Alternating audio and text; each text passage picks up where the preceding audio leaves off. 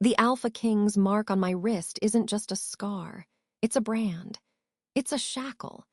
And right now, as I stare into Declan's furious, betrayed eyes, with Leo's triumphant sneer at my back and the scent of Benjamin's blood in the air, it's a death sentence.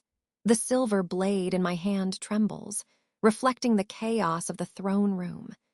Declan's roar shakes the very stones beneath my feet. He snarls, his gaze locked on the tiny, crying bundle I clutch desperately against my chest, the baby with his eyes, his mark already glowing faintly on her small shoulder. How do I make him see? How do I explain that the greatest threat to our pack wasn't the infant I found in the snow, but the man he calls brother? The blade isn't for him. It never was. It's for the traitor standing beside the throne. But the look in Declan's eyes tells me he's already decided my guilt. The mark on my wrist burns like ice and fire, and I know it will burn us all to ash. But I'm getting ahead of myself. It didn't start with blood. It started with, where are you watching from?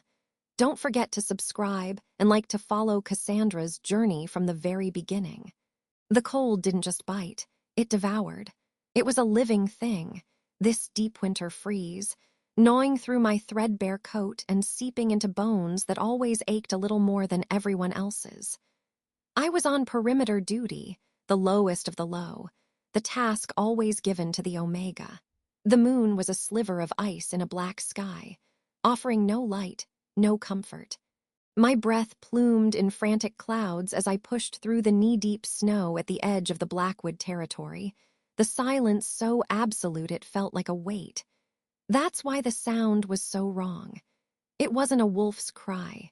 It wasn't the snap of a branch. It was a weak, hiccuping whimper, so faint it was almost swallowed by the wind. I froze, my senses straining. An animal? A trap? My Omega instinct screamed at me to run, to report, to let an enforcer handle it. But another instinct, deeper and more terrifyingly human, pulled me forward.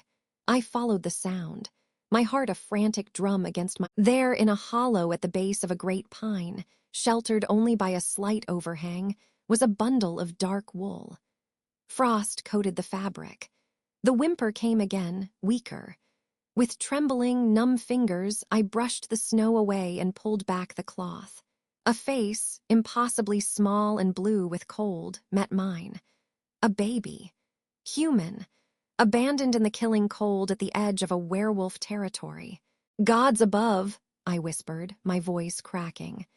Logic warred with a sudden, fierce protectiveness that roared to life inside my chest.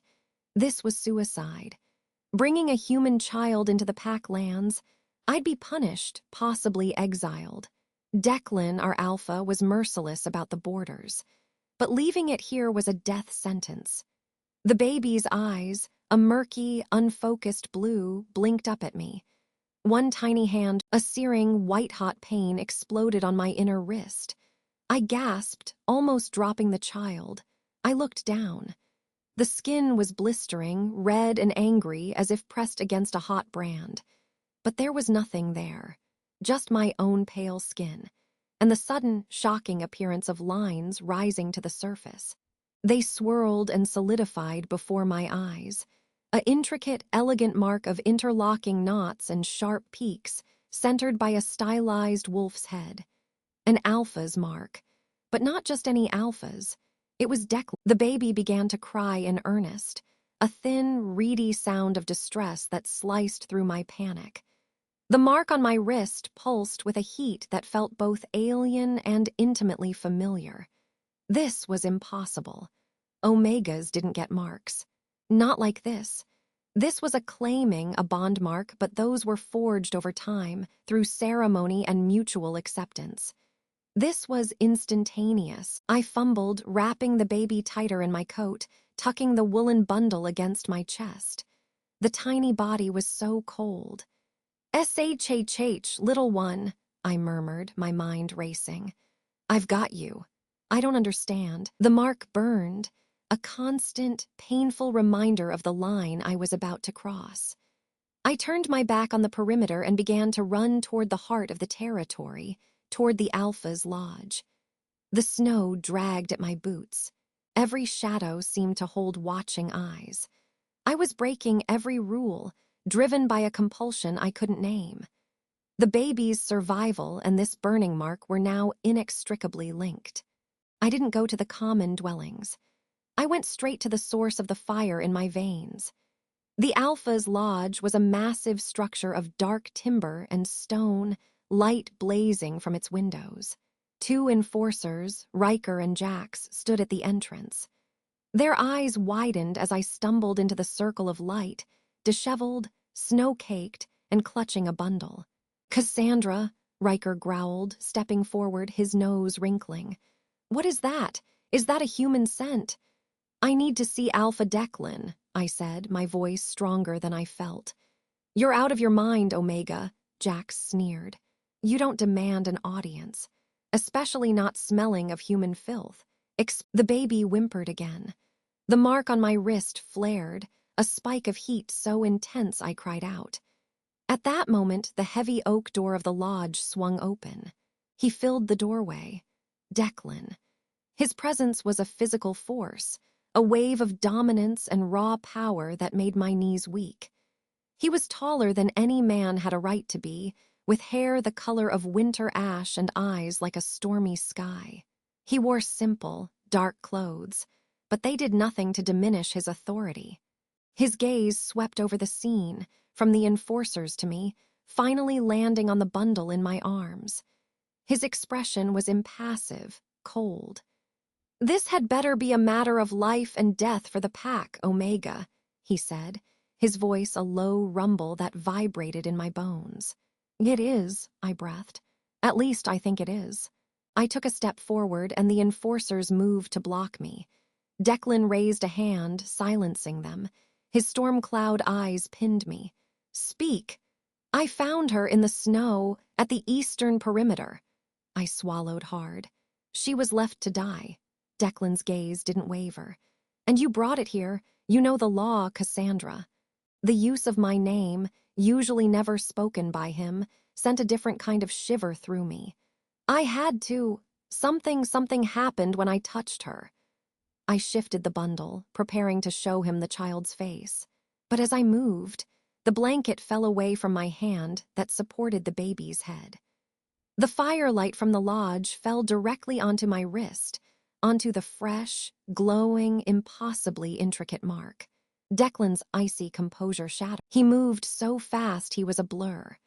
1 second he was in the doorway, the next he was right before me, his hand clamping around my forearm. His touch was like a live wire, sending a jolt through my entire system.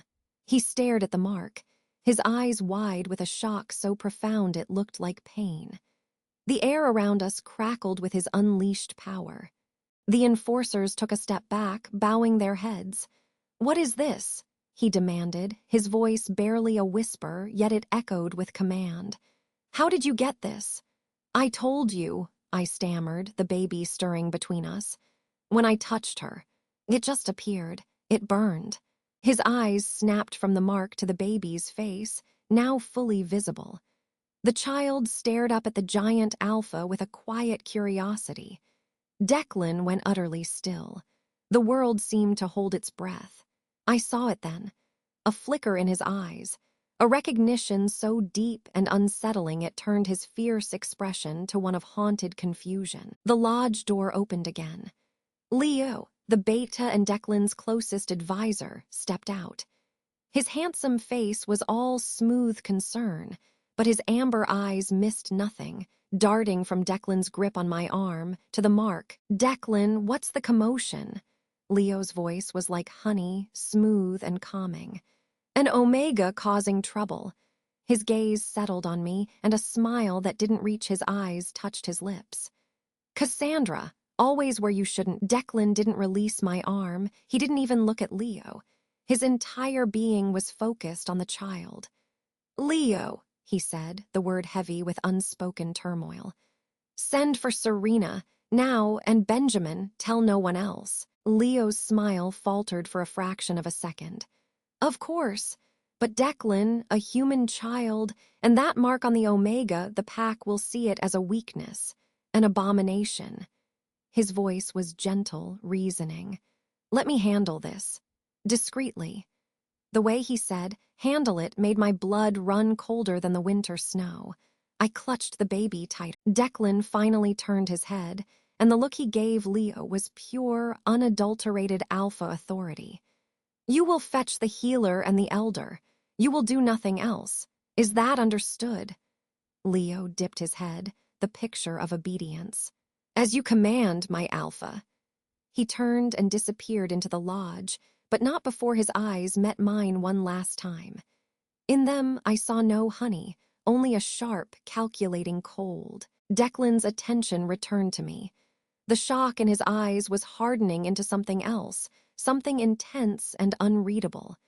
He released my arm, but the ghost of his touch and the burn of the mark remained. Inside, he commanded, stepping aside. I walked past him, into the overwhelming warmth of the lodge, the eyes of the enforcers burning into my back. I had crossed the threshold. There was no going back. I had brought a mystery wrapped in a blanket into the heart of the wolf's den and branded myself in the process. Declan closed the door, sealing us in. The grand room was empty except for the three of us. He paced before the massive hearth, the firelight dancing over the sharp planes of his face. He finally stopped and looked at me, really looked at me, not as an Omega, but as the bearer of his mark and the carrier of this child. The mark, he said, his voice rough. It's a true alpha bond mark. It responds to my bloodline, to my heirs. He took a step closer, his gaze drilling into mine, full of a desperate, furious confusion. Who is this child, Cassandra? And why, by all the gods, does she wear my father's face?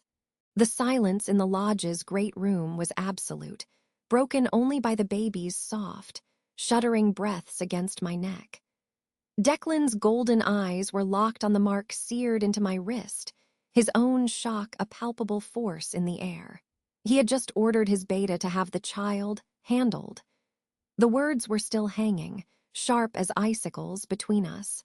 My arms tightened instinctively around the tiny bundle.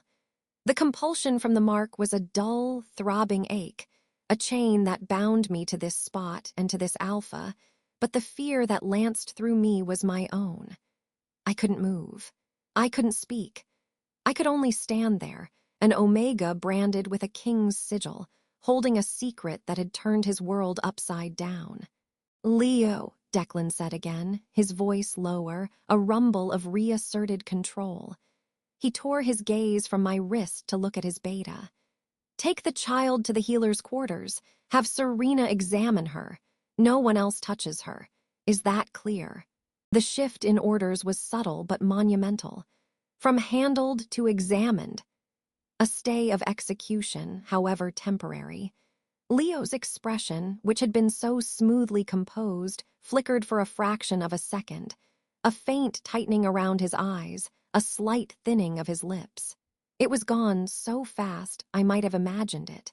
Replaced by his usual, "Of course, Alpha," Leo said, bowing his head. He stepped toward me, his hand outstretched. "Omega!" I flinched back. The movement was pure instinct, and it made both Declan and Leo go still. An Omega did not refuse a beta. An Omega certainly did not refuse a direct order from the Alpha, relayed through his second. The mark on my wrist flared hot, a silent reprimand. I bit back a gasp. "She is reluctant," Leo observed, his tone neutral, but his eyes were calculating as they darted from my face to the baby and back to Declan. "The mark is reacting to the child," Declan said, as if explaining it to himself. He strode forward, closing the distance between us in 2 long steps. His presence was overwhelming, a wall of heat and authority. He didn't look at me. His focus was entirely on the baby. "Give her to me."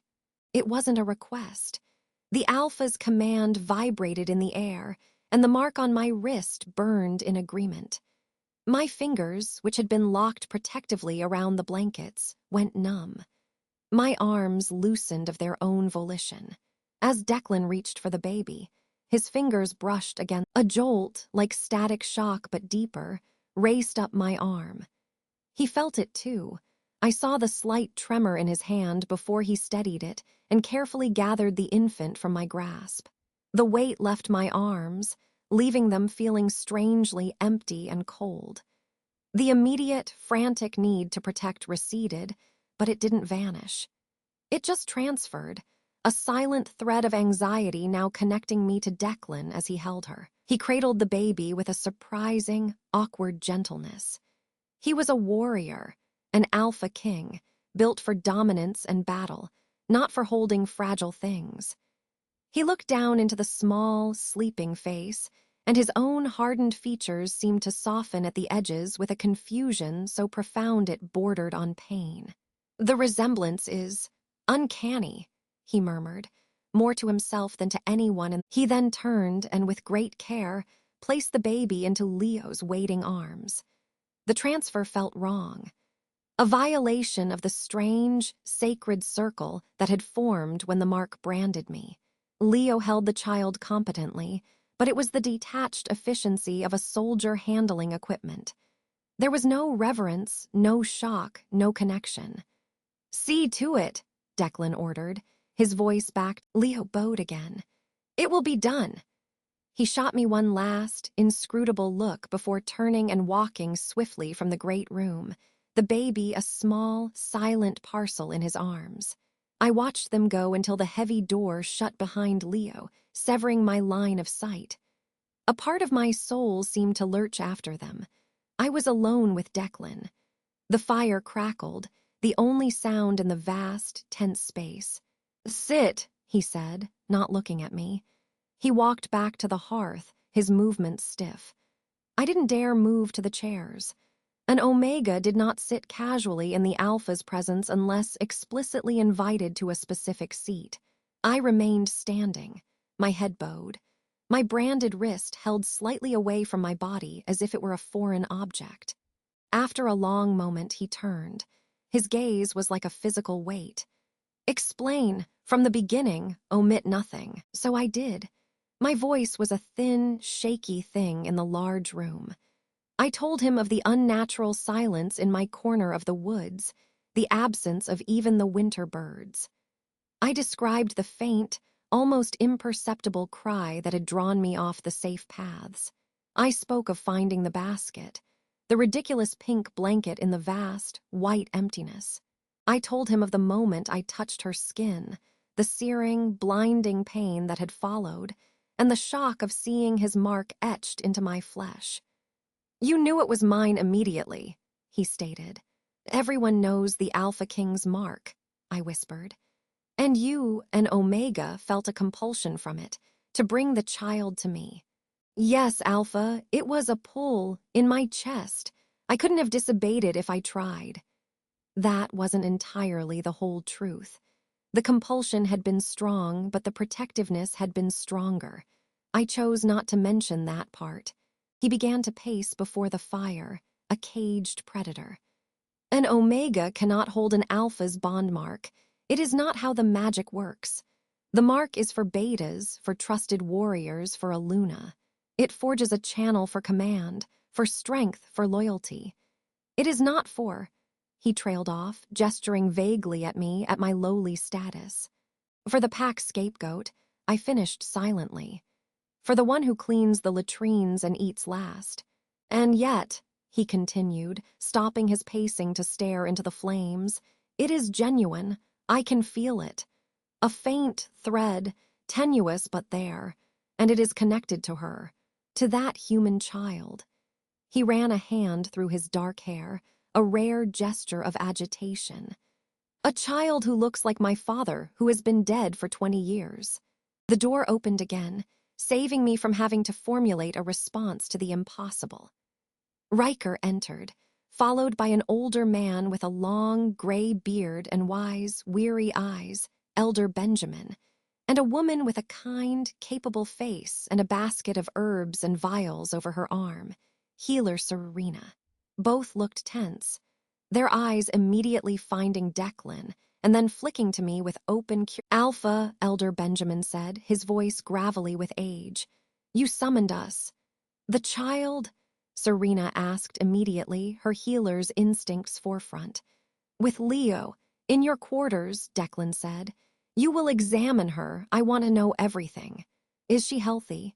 Is she truly human? Is there any trace of magic on her? Serena nodded briskly. Of course. Her eyes lingered on my wrist, which I had unconsciously tried to hide in the folds of my threadbare dress. And the Omega, Declan's jaw tightened. The Omega is the source of the complication. Benjamin, he crossed the room in 3 strides and grabbed my arm before I could react. His grip was firm, not cruel, but it pinned me in place. He pushed back my sleeve, exposing the angry red mark to the firelight. It pulsed faintly, a living brand. Elder Benjamin's eyes widened. He stepped closer, peering at it without touching. By the moon, he breathed. It is your sigil, Declan, undeniable. He looked from the mark to my face, his expression deeply troubled. How did this come to be? She touched the child, Declan said, releasing my arm. I pulled it back against my chest, cradling the burning skin. The instant she made contact, the mark appeared, and with it a compulsion to bring the child to me. Preposterous, Benjamin murmured, but he was looking at the mark, not at me. The bond mark is bestowed by will and blood. It cannot be stolen or triggered by an external object. The child is not an object, I found myself saying, then flinched at my own audacity. All 3 of them looked at me. Benjamin's gaze was assessing. Serena's was sympathetic. Declan's was unreadable. No, Declan agreed quietly to my surprise. She is not, which is what makes this an impossibility layered on a mystery. Serena, go. Your work begins with the infant. Report only to me or to that second command, the subtle exclusion of his beta, hung in the air. Serena bowed and hurried out. Benjamin remained, his brow furrowed in deep thought. An Omega with an Alpha's mark, Benjamin mused. It creates a bond, however unnatural. Declan's gaze swept over me, cold and analytical. A presence, faint, like a whisper at the edge of my awareness, and it is agitated, afraid. He said it clinically, as if diagnosing a symptom. He was reading my emotions through the bond. A fresh wave of humiliation washed over me. My fear, my lowly anxiety, was now a detectable. And you, girl, Benjamin asked, turning to me. What do you feel from the bond? I swallowed. It burns and it pulls. When he gave the child to Beta Leo, it felt like a cord was stretched too tight. Benjamin and Declan shared a look. The bond is anchored to the child as well, Benjamin concluded. The infant is the nexus. This is old magic, deep magic, the kind not seen since the times of the first kings. He hesitated. There is a precedent in the oldest tales, of a royal mark appearing not by bestowal but by recognition. Recognition of a threat to the bloodline, Benjamin said, his voice dropping, or of a lost heir returned. The silence that followed was thicker than the winter snow outside. Declan stared at the elder. My father had no other children. My mother died birthing me. Our bloodline is direct. The stories are vague, Alpha, Benjamin cautioned. They are fireside tales, but the mark does not lie. It has claimed this Omega and reacted to that child as kin. We must discover why. Before Declan could respond, the door flew open. Jax stood there, his face flushed, his chest heaving. Alpha, riders at the southern border, Stoneclaw Pack warriors, they are demanding entry. They say they are searching for a stolen relic, and that they have tracked it. The air left the room. Stoneclaw. The name was a punch to my gut. My past, a wound I kept tightly bandaged, throbbed under the sudden, fierce attention of Declan's gaze. He looked from Jax to me, his eyes narrowing. A stolen relic. Declan's voice was dangerously calm. That's what their captain claims, Jax said. his eyes darting to me with undisguised suspicion. They're being polite but insistent. He asked specifically if any unfamiliar infants had been found. Every ounce of warmth bled from my body. The Stoneclaw pack. Here, now, asking about the baby. It couldn't be a coincidence. The pieces, terrifying and sharp, began to click together in my mind. The abandoned child, the miraculous Mark, and now, a rival pack at the gates with a convenient. Declan's expression transformed from confused sovereign to hardened warlord in a heartbeat. The vulnerability he'd shown over the baby was gone, sealed away behind a mask of ruthless authority. He looked at Benjamin, then at me, his golden eye. "It seems our mystery has invited company," he said, his voice a low growl. He pointed a finger at me, the gesture absolute. "You do not move from this room. Riker, you will guard her. If she takes a single step toward that door, you have my permission to restrain her by any means necessary." Riker nodded, moving to stand between me and the exit, his arms crossed. Declan turned to Jax. "Bring their captain to the greeting hall. Alone, disarmed, Benjamin with me." He started for the door, then paused, glancing back at me over his shoulder. The connection between us through the mark gave a sudden, painful throb. "And someone find Leo. I want him in that hall. Now." He swept out, Elder Benjamin at his heels, leaving me alone with the silent, imposing Riker. I stood frozen by the hearth, the Alpha's mark burning on my wrist like a brand of guilt. The baby was with Leo. Stoneclaw was at the gate, and I, the most powerless of all, was trapped at the center of it, with a bond to a king that felt less like a protection and more like a shackle. The compulsion in my chest was no longer a pull toward Declan. It was a frantic, twisting knot of dread, yanking me in the direction of the healer's quarters, where a tiny, innocent life lay surrounded by wolves, some who wanted her hidden, some who wanted her gone, and now, perhaps, others who had come to take her back. And as the minutes ticked by, a new, chilling realization seeped into my bones. If Stoneclaw was connected to this, then my own hidden history with that pack had just become a landmine beneath my feet. One wrong step, and it would destroy not just me, but the child I had sworn, with every fiber of my being and by the magic of a king's mark, to protect. The door slammed shut, and the lock turned with a final, heavy click. Stoneclaw. They were here.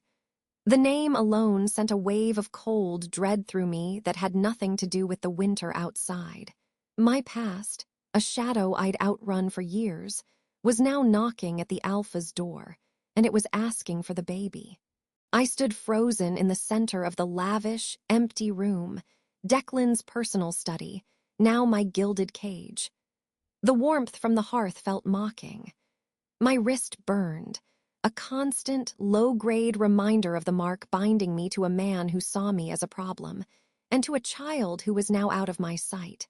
I could feel a frantic, pulling sensation in my chest, a compass needle spinning wildly.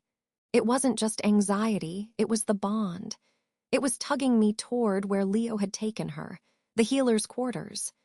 "You will remain here," Declan had said, his voice the iron of command. But the magic on my skin screamed otherwise. "Protect." I paced, the plush rug swallowing the sound of my footsteps.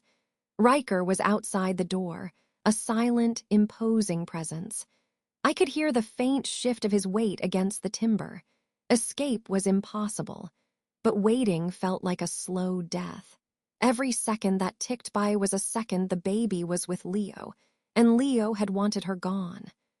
Declan had countermanded him, but the beta's eyes had been calculating, cold. He wouldn't dare harm her with the Alpha's mark so involved, would he? And Stoneclaw, my breath hitched. If they saw me, if they recognized me. The pull in my chest sharpened, becoming a physical ache. It was a different quality from the burning. This was a hollow, yearning panic. Something was wrong, not a threat of violence, but a distress. The baby was crying. I knew it with a certainty that went bone deep. a lonely, frightened cry that echoed down the mystical tether between us. I couldn't stay here. I went to the door, pressing my ear against the dark wood. Riker, a pause. You are to stay inside, Omega. Please, I need to speak with healer Serena. It's about the child. The Alpha's mark, it's reacting. It wasn't entirely a lie. The burning had intensified, sinking with the pulling ache. Your reactions are not my concern. My orders, desperation clawed at my throat. I looked around the study. There were no other doors. A large window looked out over the snow-blanketed courtyard below, too far to jump without breaking something. My gaze fell on the massive oak desk. On it, beside neat stacks of parchment, lay a heavy, silver letter opener shaped like a miniature dagger. The mark on my wrist flared, hot as a brand. The baby's silent cry in my soul became a wail. I didn't think. I acted. I grabbed the letter opener not as a weapon, but as a tool. I moved to the far wall behind the desk, where a large tapestry depicting the Blackwood lineage hung. I slid behind it, finding the solid stone wall. But at the seam where wall met floor, I felt a draft. Kneeling, I ran my fingers along the stones. There. A slight irregularity. Many of these old lodges had servant passages, forgotten ways for Omegas to move unseen. I wedged the tip of the letter opener into the crack and pried. For a terrifying moment, nothing happened. Then, with a gritty scrape, a small, narrow section of stone, cleverly disguised as part of the wall, swung inward on silent hinges. A dark, cold passage, smelling of dust and old. I didn't hesitate. I slipped inside, pulling the hidden door closed just as I heard the main door to the study open and Riker's gruff voice call, "Omega, answer me." I held my breath in the absolute dark, my heart hammering against my ribs. After a moment, I heard his footsteps recede, the door shutting again more firmly. He would raise the alarm soon. I had to move. The passage was tight, forcing me to shuffle sideways. I let the bond guide me, following that insistent, painful pull. It led me downward, then turned, the air growing slightly less stale. A sliver of light appeared ahead, outlining another hidden door. I pressed my ear to it and heard the soft, soothing tones of a woman's voice. "There, little one. Hush now, you're safe." I found the latch, a simple lever, and eased the door open a crack. I was in a small antechamber, looking into a bright, clean room lined with shelves of herbs and potions. Serena, her back to me, was gently rocking the bundled baby in her arms by a warm stove. The infant's cries had subsided to hiccuping whimpers. Relief flooded me, so potent it made my knees weak. She was safe. For now. But where was Leo? As if summoned by the thought, the main door to the healer's quarters opened, and the beta stepped inside. He'd removed his outer cloak, and his expression was unreadable. "Your report, healer." Serena turned, still cradling the baby. "She is perfectly healthy, Beta, remarkably so given her exposure. No trace of frostbite or illness. She is simply a normal human infant girl. Human, as certain as I can be. She bears no latent wolf scent, no spark of shifter magic that I can detect. But," Serena hesitated, glancing down at the baby's peaceful face, "the fact that she triggered the Alpha's mark, that is a magic far deeper than my arts can fathom. Elder Benjamin would know more." "Benjamin is with the Alpha, dealing with our guests," Leo said, his gaze fixed on the child. "The Alpha's orders were clear. The child is to be protected, examined, understood." He took a step closer. "Let me see her." A cold trickle of fear ran down my spine. His tone was too careful, too devoid of feeling. Serena, perhaps sensing something as well, held the baby a little tighter. "Of course, Beta, but she has just settled." Leo reached out and with a surprising gentleness took the infant from Serena's arms. He looked down at her small face, his own usually sharp features softening for a fleeting second. "She does look like him. like the old Alpha. His thumb brushed her cheek. Then his eyes lifted, meeting Serena's. A human child, you say, with no magic of her own. Yet she acts as a key to our Alpha's birthright power. A key can be used. My blood ran cold. I tightened my grip on the letter opener, my palms slick with sweat. Beta, Serena's voice was wary. The Alpha was explicit, she is under his protection. And the Alpha is distracted by a border incursion from a pack that, curiously, is asking about a found infant, Leo murmured, more to himself than to her. He adjusted the blanket around the baby. In times of potential conflict, a clear and present danger to the pack must be addressed. A mysterious child that draws the mark and attracts rivals, some might see that as a vulnerability. Removing the vulnerability, he wasn't going to kill her. Not here, not with Serena as a witness. But I understood his meaning. He would make her disappear. An accident. A tragic consequence of her human fragility. He would present it to Declan as a fait accompli, a necessary evil for pack security. The bond in my chest exploded into a white-hot agony of need. Now, I didn't burst out. I slipped out. The hidden door made no sound as I pushed it open and stepped into the antechamber, then into the main room. Both Serena and Leo turned. Serena's eyes widened in shock. Leo's narrowed, a flash of irritation and then icy calm crossing his face.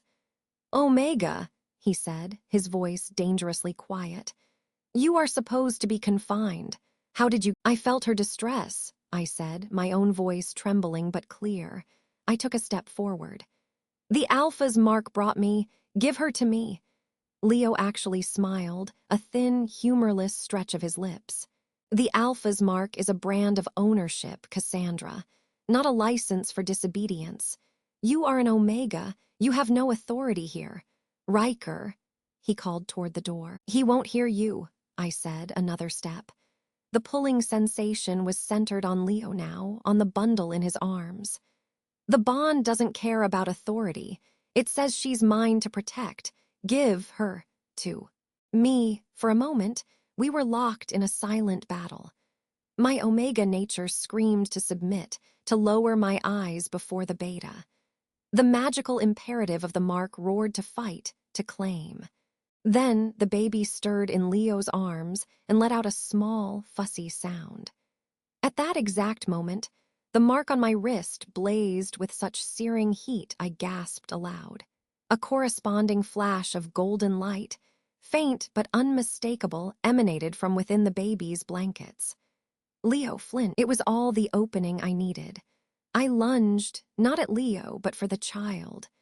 My fingers closed over the blanket. He instinctively pulled back, but I held on, the force of my charge pulling us both off balance. We stumbled, a chaotic, silent struggle of tugging and grasping. Serena cried out, "Stop, you'll drop her." Leo's free hand shot out and grabbed my marked wrist. The moment his skin touched the burning brand, he jerked back with a hiss of pain, as if he'd been scalded. His grip on the baby loosened. I wrenched the bundle from his arms and staggered back, clutching the infant to my chest. A profound, immediate calm washed through the bond. The burning faded to a warm pulse. The pulling ceased. She was safe, in my arms. Leo stood, cradling his hand, his eyes wide with a mixture of pain and dawning, furious understanding. "The mark, it defends her. It defends you when you She is under the Alpha's protection," I panted, backing toward the hidden door I'd come from. "You heard him. Or do you challenge your Alpha's will, Beta?" It was a dangerous, reckless thing to say. It bordered on insubordination of the highest order. But the magic humming under my skin made me bold. Before he could answer, the main door flew open. Riker stood there, breathless, his face grim. "Beta, the Alpha commands your immediate presence in the greeting hall. The Stoneclaw captain, he has made a formal accusation." Leo's gaze snapped from me to Riker. The fury in his eyes was now banked. hidden behind a mask of dutiful concern. Riker's eyes flicked to me, holding the baby and his brow furrowed in confusion. But his duty was clear. He accuses our pack of harboring a thief, and not just any thief. He claims we are sheltering the traitorous Omega who stole their most sacred relic, the Moonstone Shard. His gaze landed squarely, heavily on me. He has given a name. The world tilted. The floor seemed to fall away from beneath my feet. I held the baby tighter, the tiny weight in my arms suddenly feeling like an anchor dragging me into the abyss. They hadn't just come for the baby. They had come for me. My past wasn't just knocking. It had kicked the door down. Leo's smile returned, now tinged with a cruel satisfaction. It seems our mysterious Omega has a history, after all, one that has brought war to our doorstep. He straightened his tunic, the perfect beta once more. Bring her, he ordered Riker, his eyes never leaving mine. Let the Alpha hear this accusation from the source. Let him see what his mark has truly bound. Riker moved toward me, his expression hard. There was no kindness there now, only the stern judgment of an enforcer whose pack was threatened. I had nowhere left to run. The hidden passage was behind me, but it led back to a cage. The truth was in the greeting hall. Clutching the baby, the Alphas mark a silent, burning witness on my wrist. I let Riker take my arm. As he led me out, following Leo, the final, terrible piece clicked into place. The Stoneclaw captain wasn't just asking about an infant. He was asking for me, and he called me a thief. Subscribe now to get the next chapter the moment it drops, and comment below with your theories. Is Cassandra a thief, or is something far darker at play? The accusation hung in the air of the greeting hall, a poison more potent than wolfsbane. Thief, Moonstone Shard, Cassandra.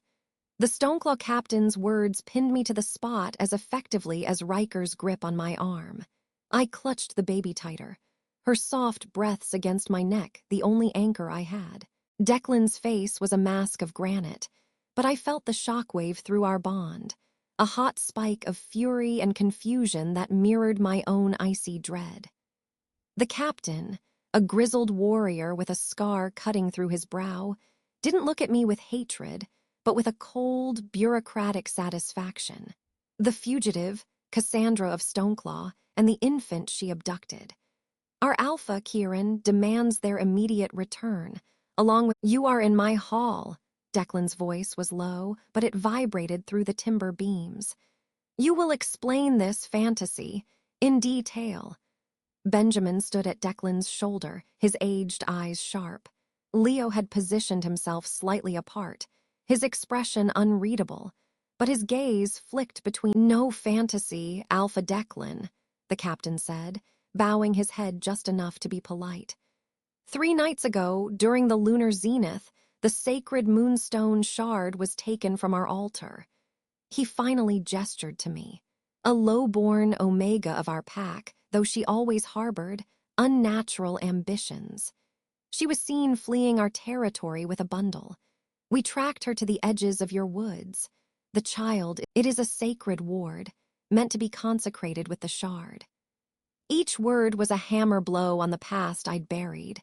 The memories surged, not of theft, but of whispers in dark corridors, of being ordered to clean the altar chamber, of seeing the cold, glowing stone and feeling nothing but its oppressive, icy power. And Kieran, always Kieran.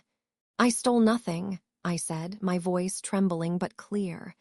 The mark on my shoulder burned, a steady pulse of heat that defied the chill in the room. I took the baby to save her. She was left to die. A convenient story, the captain sneered. Why would an infant be in the snow? You snatched her from her cradle during your escape. A new sensation shot through the bond from Declan, not just anger, but a protective, possessive fury that was startling in its intensity. He took a step forward, his alpha aura swelling to fill the vast space.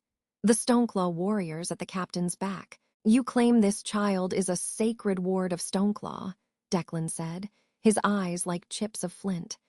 Yet she bears no mark of your pack. She carries no scent of wolf. She is human. A temporary vessel, the captain insisted, but a flicker of uncertainty crossed his face. The ritual of the shard would have awakened her latent lineage. Her appearance is part of the mystery. Her appearance, Benjamin interjected quietly, is the only fact not in dispute. He looked at Declan, then at the baby in my arms. Alpha, the mark's reaction, the blood resonance, it does not lie. This child is connected to the Blackwood line, to your line. The captain's confidence cracked. That's impossible. It became a Blackwood matter, Declan thundered. When my mark branded the one who saved her, and when I felt my own blood call to her in my territory. He turned his gaze fully on me, and the bond opened like a floodgate. I felt his demand for truth, not as an alpha's command, but as a raw, desperate need. Cassandra, look at me. Who is this child to you? The weight of every eye in the hall was crushing. But beneath that, I felt the gentle tug from the baby, the warm, sleeping trust against my chest. And I felt the strange, steadying fire of the tether to Declan. I met his eyes. I don't know who she is, I said, and it was the absolute truth. But I know what I heard. The night I found her, I was gathering herbs near the border. I heard voices from the Stoneclaw side. A man and a woman. The woman was sobbing. She said, "He cannot know. He will use her like he used the others." Then a cry. A bundle was pushed through the thicket into the snow. I went to it. I saw her face. Silence. Then the Stoneclaw captain barked a laugh. A pretty, pathetic tale from a proven liar. But Declan was staring at me, and through the bond I felt a seismic shift, the pieces clicking into a horrifying picture. The man's voice, did you recognize it? My throat closed. I gave the slightest nod. Alpha King. Chaos erupted. The Stoneclaw captain roared a denial. His warriors bristled. Riker and Jax moved in from the sides, growls rumbling in their chests. Declan raised a hand, and silence fell again, heavier than before. His attention was fixed on the captain. Your Alpha seeks a relic and a ward, but he sends warriors, not diplomats. He makes accusations of theft to cover a hunt. For a child he abandoned to die. Why? You dare, the captain began. I dare everything on my land, Declan cut him off. Benjamin, the moonstone shard, the elder's face was pale. An ancient artifact, Alpha. Legend says it can be used to siphon power, to divert a bloodline's strength or destiny into another vessel. It is forbidden magic, banned by all council law. The final piece.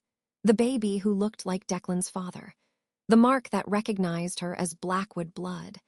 Kieran's possession of a relic that could steal or He was trying to steal my birthright, Declan whispered, the horror dawning in his eyes before it flooded through our connection. My power, my lineage. He used this child as a conduit, but something went wrong. The mother, whoever she was, tried to save her. She sent her here, to where my mark would react. The Stoneclaw captain's face confirmed everything. His mission was not retrieval, it was cleanup. To erase the evidence of Kieran's forbidden ritual. You have no proof of these wild theories, the captain spat, but the fight was draining from him, replaced by the I have the child, Declan said, his voice final. I have my mark's testimony. He nodded at me. You will return to Stoneclaw. You will tell Kieran the child is under the protection of the Blackwood Alpha. The Moonstone Shard is a matter for the Pack Council. If he wishes to dispute this, he may face me directly. It was a dismissal of nuclear finality. The captain, defeated and seething, had no choice. With a last, venomous look at me, he turned and led his warriors from the hall. The moment the great doors thudded shut, the tension snapped. My knees buckled. Riker's grip loosened in surprise, and I sank to the floor, cradling the baby, who began to fuss softly. Declan was before me in an instant. He didn't touch me, but he knelt, his presence a solid wall between me and the vanished threat. The bond hummed with his residual fury, his concern, his overwhelming, chaotic thoughts. "Leo," Declan said, not looking away from me. "Alpha, secure the southern border, double the patrols. No one in or out without my—" A pause, then, "Of course." Leo's footsteps retreated, but not before I felt the chill of his passing glance. "Benjamin, summon the pack council. We have dark news to share. Riker, Jax, leave us." The others departed until only Declan, the baby, and I remained in the vast, silent hall. The fire in the great hearth crackled. The only sound— "You were of Stoneclaw," he said finally. It wasn't a question. "I was an Omega there, too," I said, my voice ragged. "I never stole anything. I ran because serving Kieran was a slow death. I crossed into your territory 2 years ago during a border skirmish. I got lost. Your pack found me, starving and half frozen. They took me in as an Omega. I never spoke of my past. I just wanted to be no one." "You could never be no one," he said, and his hand came up, hovering near the mark on my shoulder. I felt its heat amplify. "This chose you. It chose you because you chose her." His jaw tightened. Kieran must have discovered a lost branch of my bloodline. A human descendant, perhaps. He used the shard on this child, trying to bind her to his will, to tap into the power of my lineage for himself. But the magic rebounded. He finally looked at the baby's face, his expression softening into something odd and pained. "What is her name?" I didn't name her. She wasn't mine to name." "She is now," he said. He reached out, and with a touch infinitely gentle, he brushed a curl from the baby's forehead. The moment his skin made contact, the mark on my shoulder blazed with a pure golden light that filled my vision. I gasped. Declan's eyes glowed with his wolf, a brilliant amber. The baby cooed, and in that light I saw it, a faint, shimmering echo of the same mark, like a birthmark on her own tiny shoulder. The light faded, leaving an afterglow of profound connection. The bond wasn't a chain anymore. It was a bridge, a triad. "Luna," Declan murmured, his voice thick. "We will call her Luna, for the moon that witnessed her suffering and for the new light she brings." Luna. It was perfect. He stood, then offered me his hand. Not as an alpha to an omega, but as one anchor to another. I took it, and he pulled me to my feet. "You are not an omega of Stoneclaw. You are not even an omega of Blackwood," he declared, his voice ringing with certainty. "The mark makes you more. It makes you her protector, bound by my authority and my magic. You will be her guardian. You will raise her here in the lodge under my protection. No one will question you. No one will threaten you, or her." The decree should have overwhelmed me. Instead, it felt like a yoke lifting. The constant fear of discovery, the weight of my past, it didn't vanish, but it was now shared. Carried by him through this strange, fierce bond. "And Kieran?" I asked. Declan's eyes hardened. "The council will deal with him. His crime is against all pacts, but if he comes for her—" He placed a hand on my marked shoulder, and the promise was in the heat of his touch, in the growl beneath his words. "He will have to go through me, and through you." He led us from the greeting hall, not to the servants' quarters, but to a suite of rooms adjacent to his own. They were warm, spacious, overlooking the snowy forest. A crib was already there, as if waiting. "Sir Rena will check on you both. Anything you need, you have only to ask." He paused at the door. "The bond, I will learn to shield it better, to give you peace." I nodded, words failing me. As he left, I placed Luna in the crib. She sighed in her sleep, her tiny hand curling. The mark on my shoulder was warm, a comforting ember. I looked out the window at the moon, silver on the snow. The dying baby in the snow had been a beginning, not an end. She had burned away my old, fearful life with the fire of an alpha's mark. She had brought a king to his knees, not in submission, but in devotion. And she had given me a runaway Omega, a family, a purpose, and a power I never dreamed of. The storm had passed. The secrets were laid bare. And in the quiet of the new dawn, with the bond humming a quiet, steady song of protection and pack, I knew we were finally home. Thank you for joining Cassandra on her journey from a lone Omega to a fated guardian. If this tale of magic, mystery, and found family resonated with you, please share it with fellow readers who love a gripping werewolf saga. Your support fuels more stories.